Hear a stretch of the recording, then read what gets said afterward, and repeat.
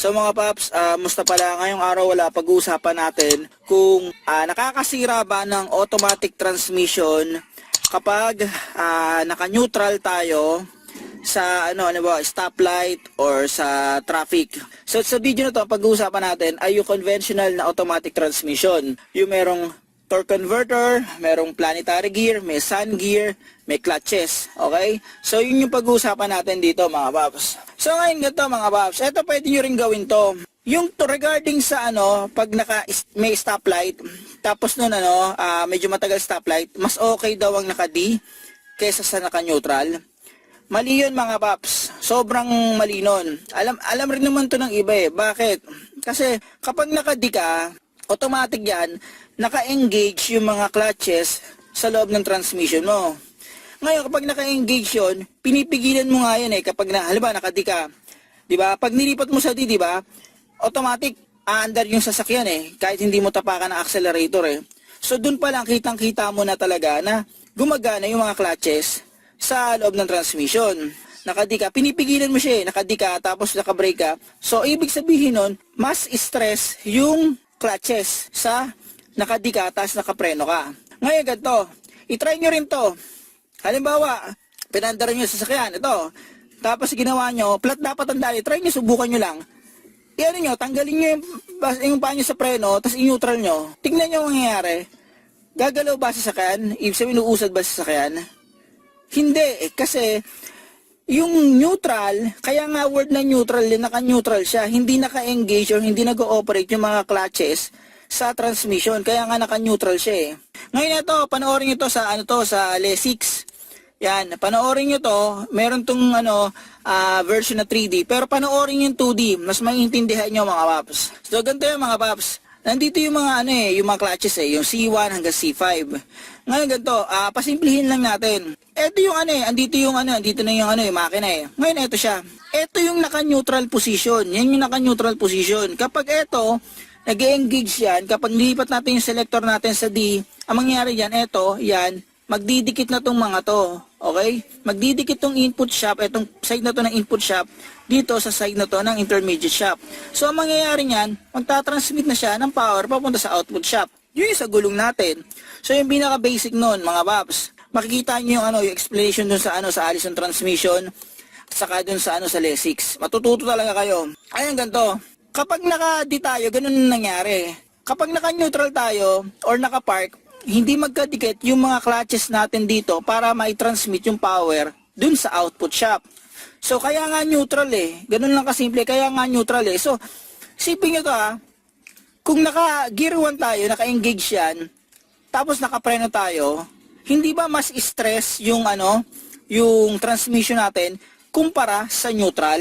Yung explanation to sa neutral kapag nasa traffic tayo na mas stress or mas mas mabilis ma-worn out or mas mabilis masisira yung automatic transmission.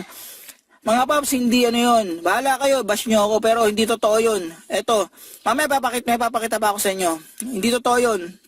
Panoorin nyo to, panoorin nyo yung video na yan para maliwanagan kayo. Ngayon, lipat naman tayo din sa isa mga paps.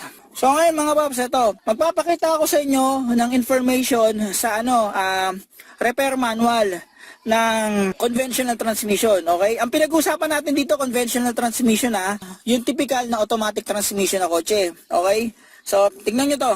So, ito mga paps, ito yung isa sa mga repair manual ng conventional na automatic transmission. So, maganda to, tingnan nyo. Hindi ko alam kung maano ito, pero napakaganda nitong na to, itong file na to. Pansinin nyo nakalagay dyan sa neutral, power from input shaft, andito yung input shaft, is not transmitted to the output shaft. Ito yung output shaft. Because, the clutches do not operate in P position. Similar to N position, the clutches do not operate. Okay? So, dyan pa lang, hindi nag-ooperate yung mga clutches sa loob ng transmission nyo kapag naka-neutral kayo. So ano ibig sabihin nun kapag hindi nag-ooperate ang mga clutches? Ibig sabihin nun, hindi stress yung mga clutches nyo unlike sa naka-drive kayo. Ayan nakalagay na rito.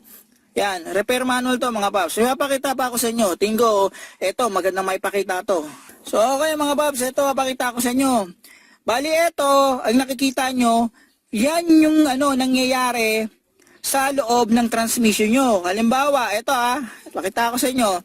Naka-D kayo, naka 2 or 1, yan. Naka-reverse, park neutral. Yan, nakalagay naman dito remarks, park position yan, nakalagay yun, nag-shift siya dyan. So, ito yung nangyayari. Tignan nyo maigi, mga paps. Tignan nyo maigi, Pansinin nyo yung O. Ang meaning ng O, operate. Yan. Kailangan nakita. Ayan, Saan yun dito? Yan. Ang ibig sabihin ng O, operate. Ibig sabihin, gumagana. Yan. Nag-ooperate. Yan. Gumagana siya.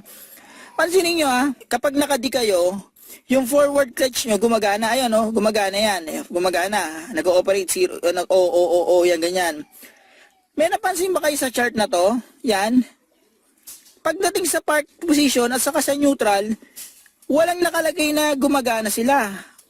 Walang gumagana na nag-ooperate sila. Ano ibig sabihin nun? So, ibig sabihin ba nun, mas stress yung makina natin kapag nakapreno tayo at saka naka-neutral tayo? Or mas stress yung makina natin kapag nakapreno tayo at nakadi tayo? Kayo na humusga dito mga paps, kitang-kita, Sa park position at saka sa neutral position, walang nag-ooperate na mga clutches. Kitang-kita yan mga paps, Kitang-kita yan mga paps, Ayan, Walang nag-ooperate na clutches. Kahit dito, wala. Walang nag-ooperate. Pagdating sa reverse, meron na. Ayan, reverse clutch, gumagana na siya. Ayan, O pagdating sa drive, ayan, forward clutch, yan, gumagana na siya. Lahat ng lahat ng lahat ng ng position niya, makikita nyo, gumagana, may gumagana. O yan, operate, ayan, may O. Ayan, dito may O rin. Yan, may gumagana mga paps. Yan, ito yung dapat yung makita. Yan. Tingin ko kasi minsan kasi ginagawa natin sa sa social media, alam natin yon, pero sinasabi lang natin para kahit paano mag-hype tayo, magkaroon ng engagement. So, ayan siya mga paps. Ito, titigan nyo. So mga paps, hanggang dito na lang itong video na to. Sana kahit paano itong video na to, nakita nyo kung ano yung nangyayari kapag nasa neutral position tayo at nasa drive position tayo. So ulitin ko ulit, mas stress ang clutches kapag naka-drive tayo at nakapreno kumpara sa neutral. So kapag merong stoplight, matagal, tinatamad na kayong magpreno, or tinatamad na kayong pigilan yung drive nyo, pigilan yung drive, gawin nyo, ilipat nyo sa neutral. Lipat nyo sa neutral, tapos i-handbrake nyo para ma-relax yung paa nyo. Hindi totoo na mabilis masisira, mai-stress yung clutches sa loob ng automatic transmission kapag naka-neutral tayo mga paps. Yan. So paano mga paps, hanggang dito lang itong video na to. Maraming salamat sa inyo.